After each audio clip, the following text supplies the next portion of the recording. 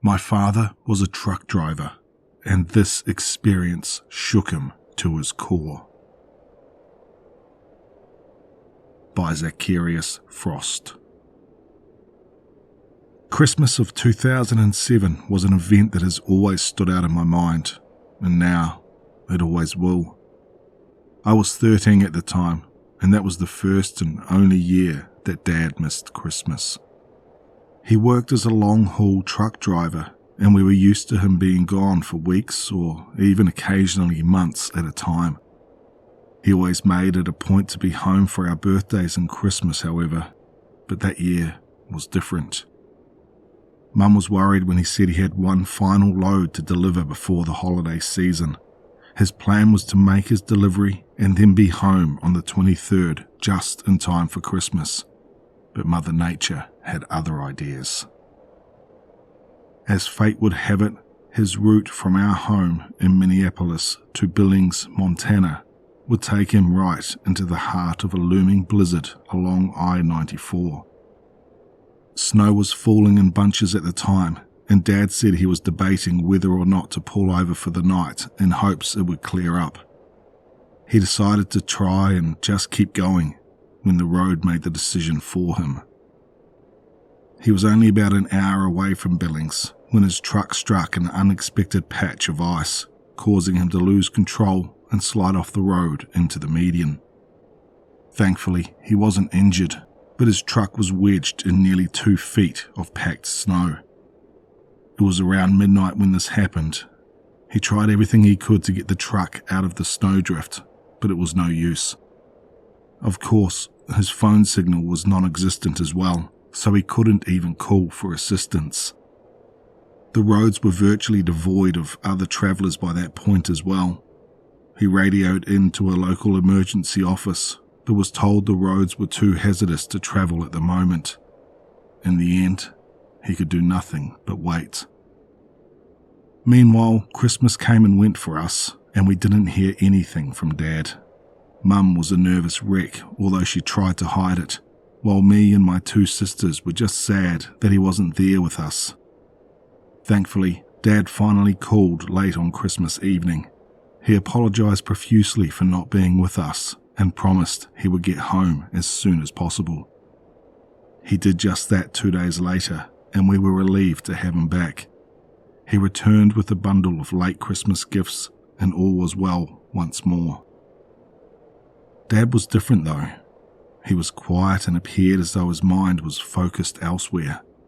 I didn't question him on it, but I could tell that something was troubling him. Life went on, and Dad never missed another Christmas after that. He in fact began just taking the entire month of December off to prevent anything like that ever happening again. I didn't know this at the time, but he later told me that he never drove down I-94 again. He outright refused deliveries that took him along that stretch and would take detours that added multiple hours to his trip if it meant avoiding that spot. Us kids are all grown up now, with kids of our own. My son just turned 2, and our whole family was once again together over this previous Christmas. We sat around watching as Mum and Dad lovingly spoiled their grandchildren with goodies. I don't think I've ever seen my dad with such a beaming smile. Later that night, when the sugar rush had finally worn off and the kids had gone to bed, Dad and I were left alone on the balcony. We sipped some of his whiskey and puffed on cigars as we got to talking. I'll skip over the bulk of what we talked about because that's not really why I'm here. Eventually, we started talking about his newfound retirement from truck driving, and I asked him a question which I'd never really asked before. You ever experience anything really creepy on the road? Dad was no stranger to talking about his experiences.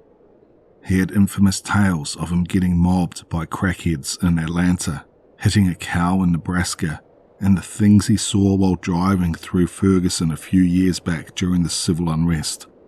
He was never shy to tell them, but this time he paused. He swished the whiskey around his glass for a moment, as if silently debating whether he wanted to tell me. I guess I might as well tell you now. He downed the remainder of his drink and clasped his hands in front of him. "You remember the year I missed Christmas?" By this point, I had almost entirely forgotten about it, but when he said that, a torrent of memories came spiraling back. "Yeah, Mum was pissed," I replied. Dad gave a hearty chuckle at that and nodded. "Oh yeah, she never let me forget it." "That was that crazy blizzard, right? When your truck got stuck?" Dad nodded. "Yep, damn near flipped my rig that night. Ironically, that snowdrift probably saved my life just as much as it screwed me over." He then paused and broke eye contact as he contemplated his wording. "That wasn't the scary part though." Dad explained that the area he went off the road was essentially a barren wasteland. No cities or gas stations around him, just a winding expanse of road in both directions between dozens of foothills. He again mentioned that he had no cell reception and wasn't sure what to do aside from just wait for someone to pass by. After a few minutes, it became apparent that wasn't going to happen. The snow fell in buckets that night, and before long, it nearly reached the bottom of his door. Dad's truck at the time was a Cascadia 125, mid-roof sleeper. He had a full sleeping compartment behind the front seat and provisions to last him a few weeks if necessary. He wasn't too worried about being stranded, at least not at first. After giving up on his phone to work, he crawled into the bunk area of the cab and popped a DVD in his portable TV. He figured he may be stuck out there for at least the night, so he might as well just relax until help arrived.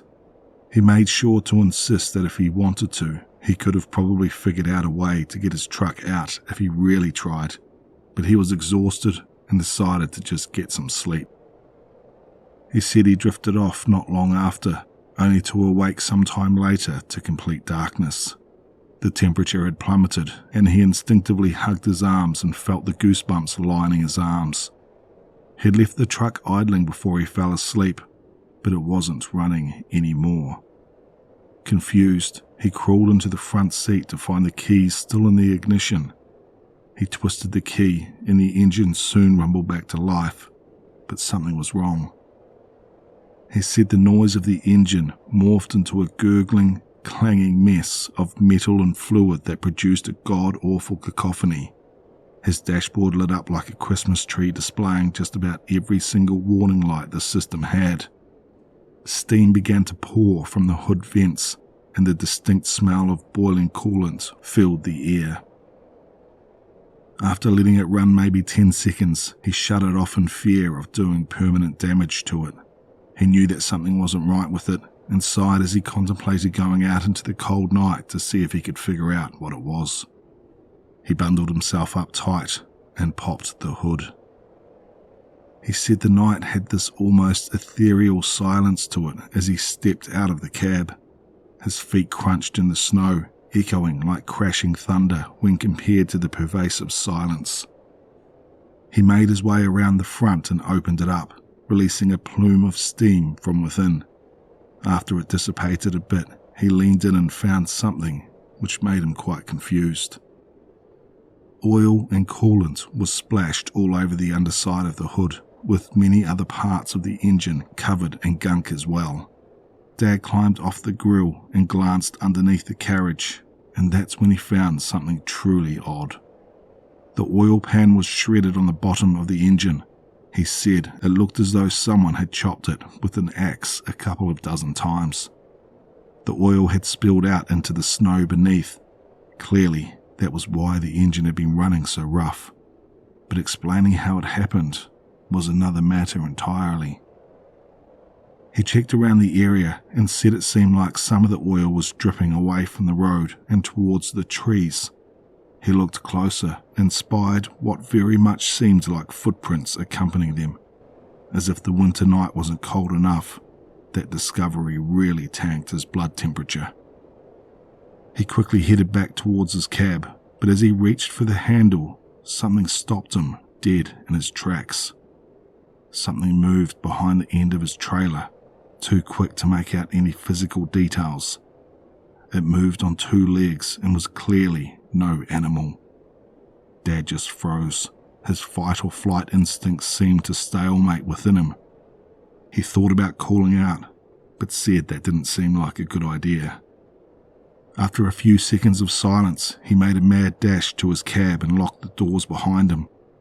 After grabbing the pistol from underneath his seat, he hopped into the rear with his heart racing. He positioned himself where he was able to glance out both side mirrors, but saw no sign of whoever was behind the trailer. The radio too was out, and after trying in vain to get it to work, he sat back. It didn't make any sense to him. Even if the engine wouldn't fire up, the batteries should have had enough reserve charge to power the radio for a little while. He tried calling on his cell phone too, and although managed to get it to ring a few times, it would always just cut out. Hours passed and not much of anything happened. He dozed off once or twice, but tried his best to stay awake and wait for the sun to rise. The snow had since stopped, but not a single other car had driven by since he had stopped.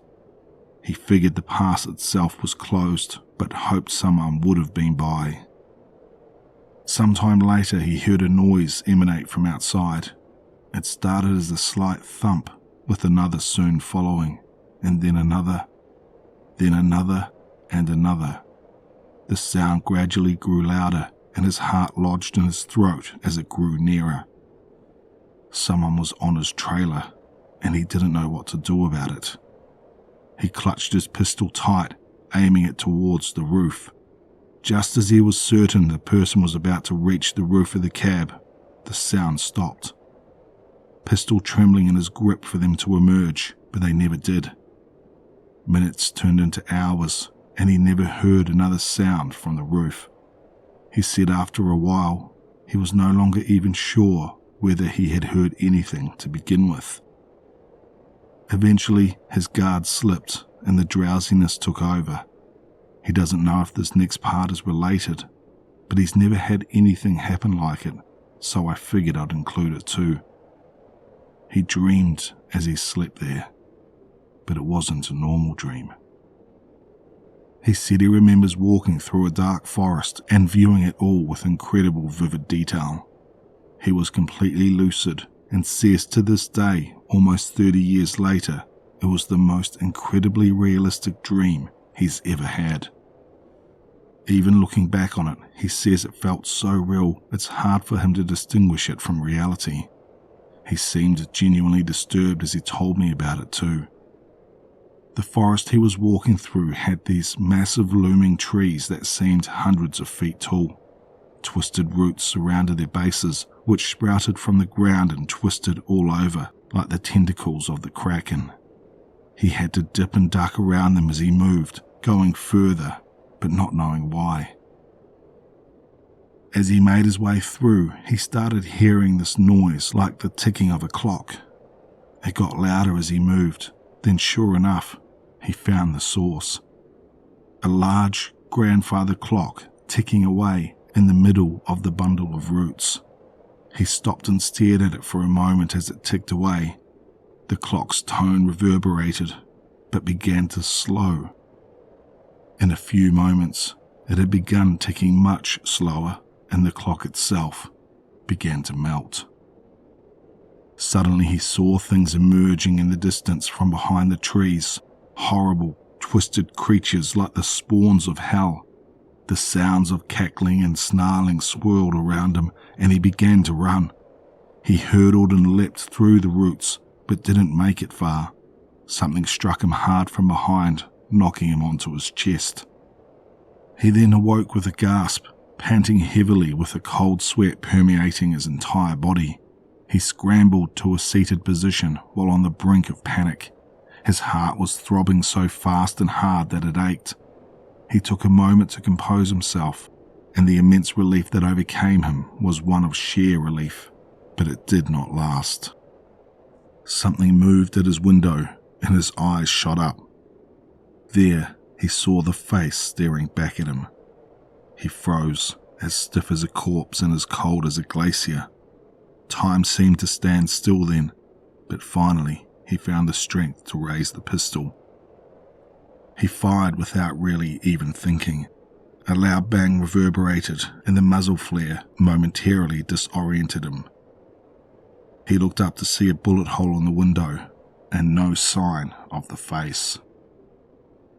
After waiting there a few moments, he ventured to the driver's seat and peered out, but there was nothing there. No sign of that thing ever being there. It didn't make sense to him, as he was certain he saw it. What made even less sense was the fact that his phone read that it was only 12:13 a.m.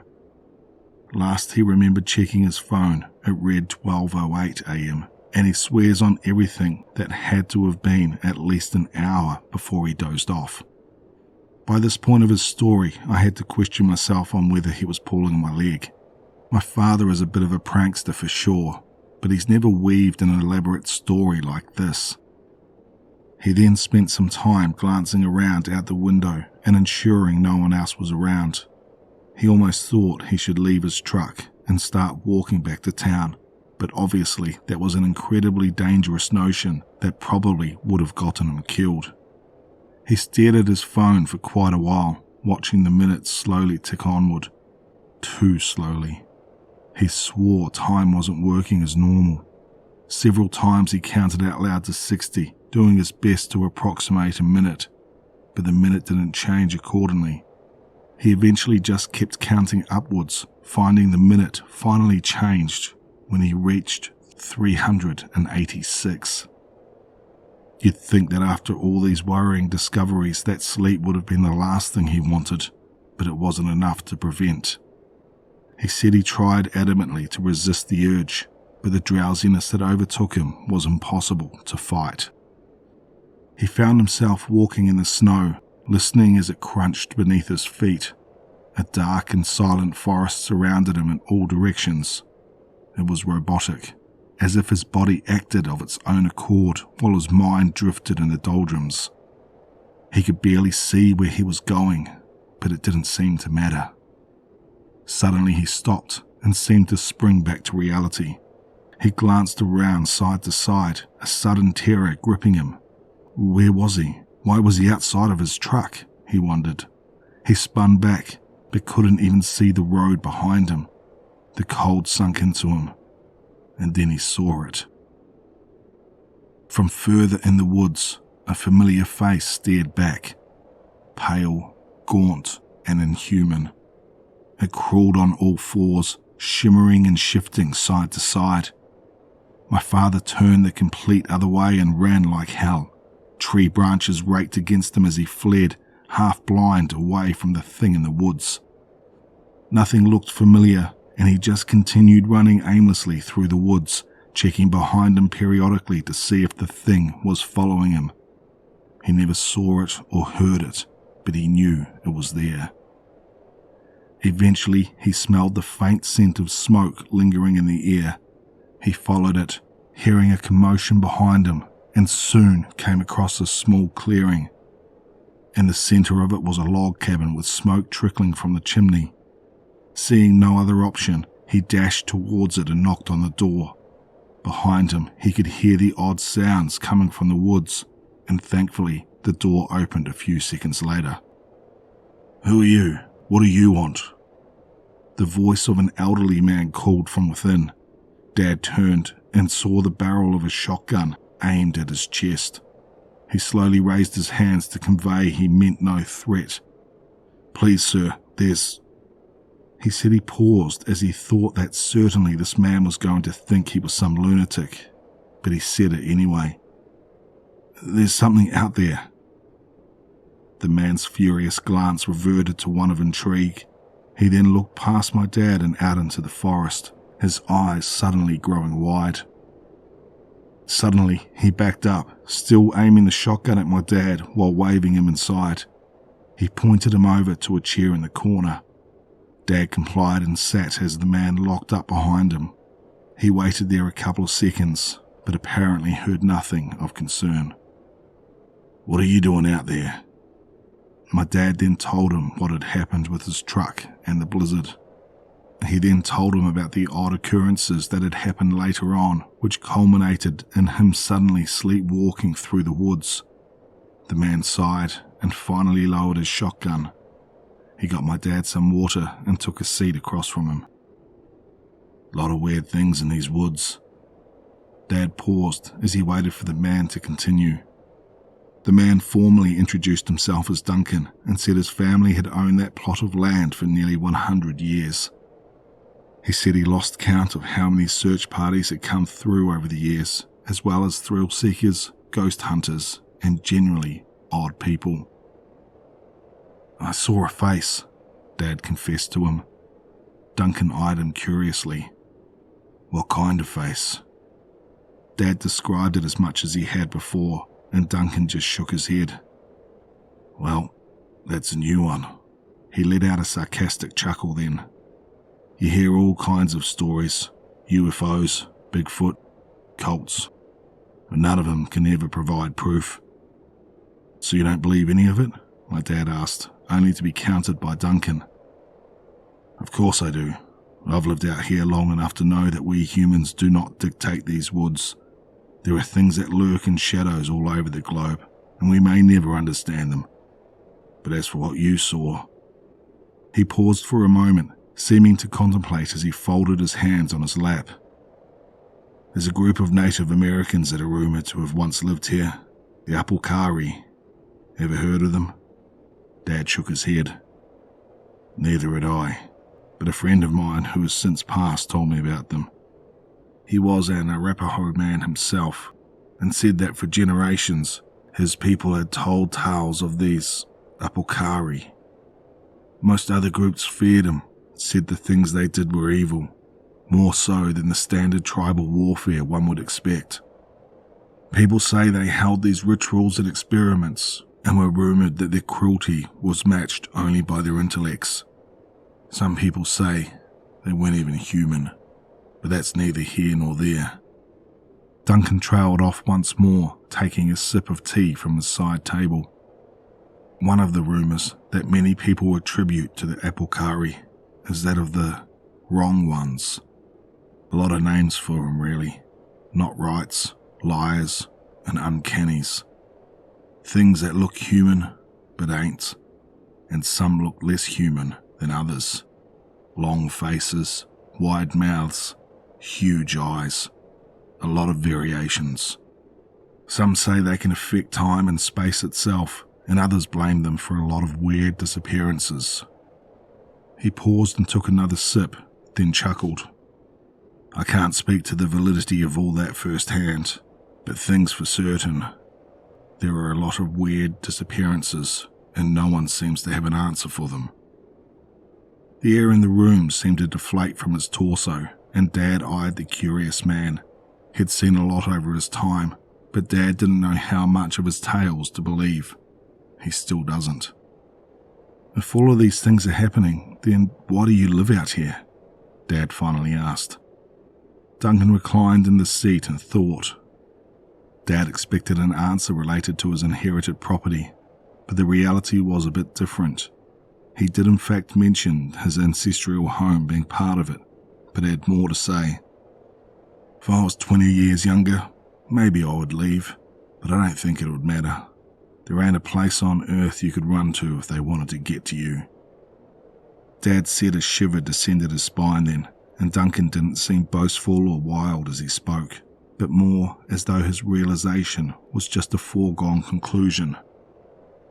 Thankfully, Duncan allowed my dad to stay the night, and in the morning the two of them made their way back to the road. Luckily, Duncan had a big Dodge diesel that was able to plough through the snow with relative ease. They soon reached my dad's abandoned rig, finding it in even worse state than he had last seen it the previous night. Multiple tyres were slashed, windows were broken, and the engine was absolutely shredded from the bottom. After looking around though, he found nothing had actually been stolen. Duncan gave him a ride into town to get his truck towed, and a week or so later he was finally headed home. "So, do you believe in that kind of stuff?" I finally asked him, after he seemed to be done retelling his story. "Well, I'd be kind of stupid not to now." He and I both laughed at that, but clearly he had more he wanted to say.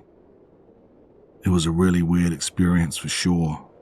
but I've always thought that maybe I'd misremembered it or subconsciously exaggerated it in my mind.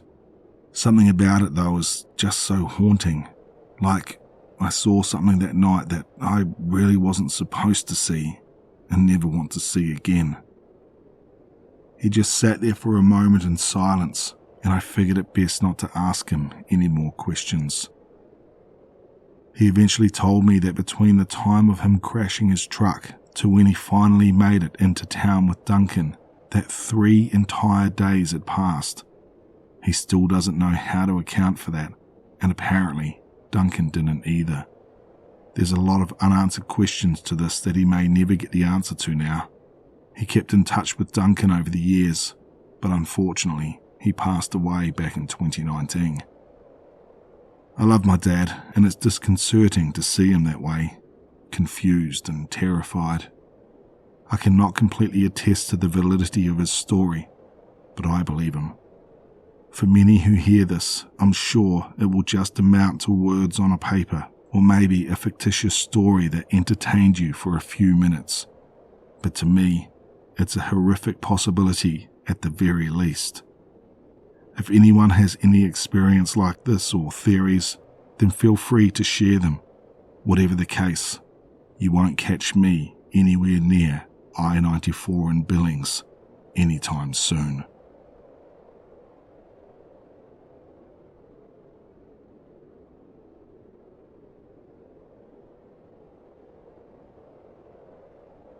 I just want to thank Zachariusfrost for allowing me to narrate that story. If you liked what you heard here, head over to their Reddit page and show them some love. I'll leave a link for the original story in the description below. If you're new here, please consider subscribing, and as always, stay tuned for one more nightmare.